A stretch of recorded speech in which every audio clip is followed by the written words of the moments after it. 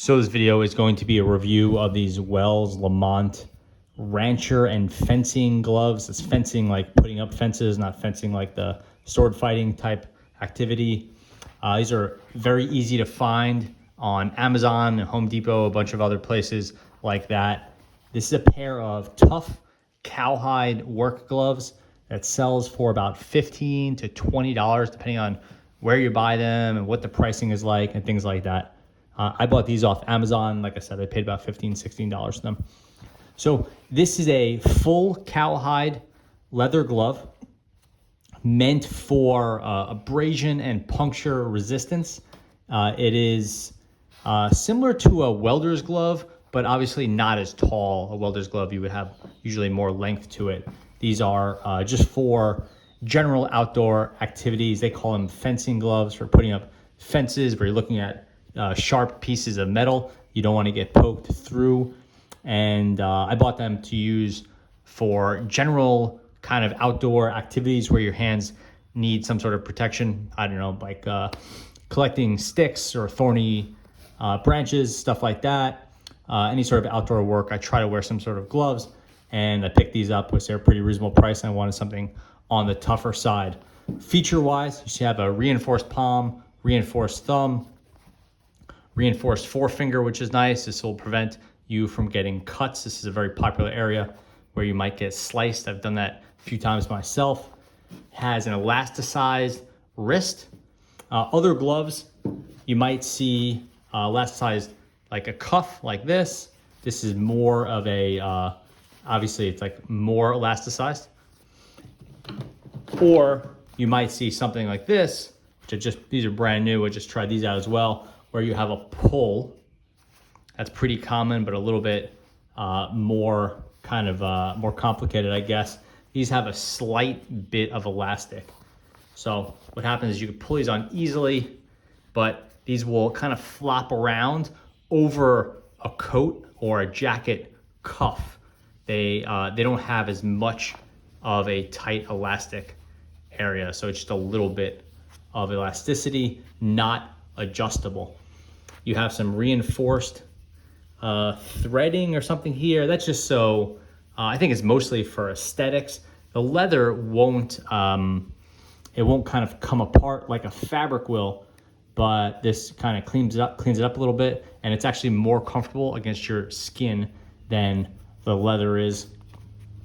Fingers are on the large floppy side. Again, it's always a trade-off between protection and dexterity. These are high on the protection side. If you move over to something like this, a mechanics type glove, you're going to get less protection, particularly from cutting and poking, but more dexterity.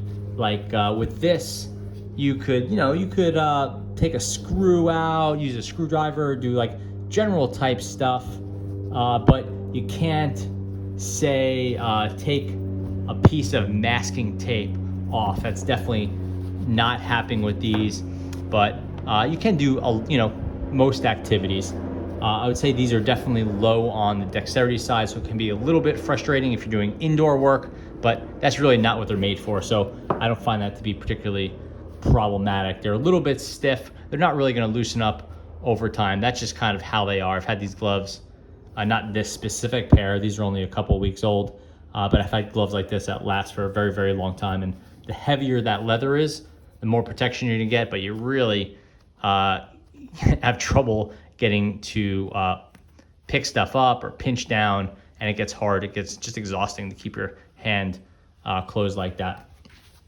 No real protection here, which is pretty good. No breathing holes or anything like that. And that's because these gloves are largely water resistant.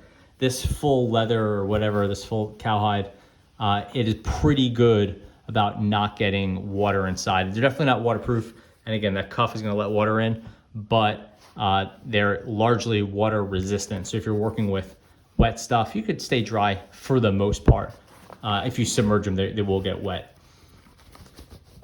Getting them on, not a problem because there's a lot of area to hold. But again, the problem with that is it either has to go off over your jacket. It's going to have trouble going under a jacket, whereas it is floppy.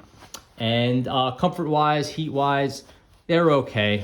Again, it's not gonna have the breathability of a lot of different type of lighter gloves, but these aren't about breathability. These are really about protection. I find them to be fairly well protected. I haven't had any problems getting through them or any cuts or anything like that. So they're holding up pretty well there. As far as durability goes, I'm seeing some wear at the thumbs. I've only been using these for maybe a month and a half, something like that.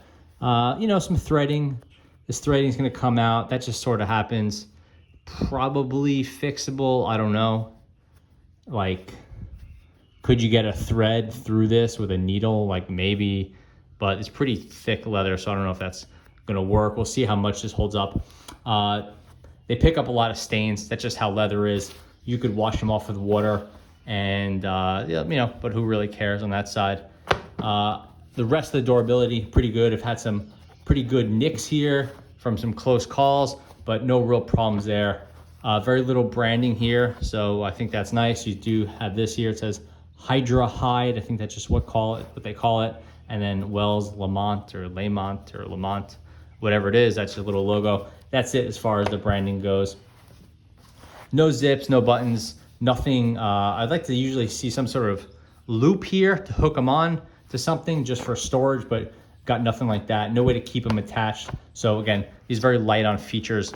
It's just your basic rancher type glove, and sold for a very fair price, which $15, $16, which I think is quite reasonable. So yeah, that about covers it. Definitely recommend these if you want a high protection glove, but you gotta understand there's gonna be some trade-offs with the protection. In the coming weeks, I'll take a look at these, which are kind of for me, an old-fashioned alternative to it. I always think of these as kind of being from back in the day, the yellow leather deer skin or whatever these are. I mean, these aren't deer skin, but kind of like that buckskin type glove is something I always associate from way back in the day. I picked these up just to see how they would do, and I wanted something with a better cuff, but we'll see how they hold up over time. Thanks for watching.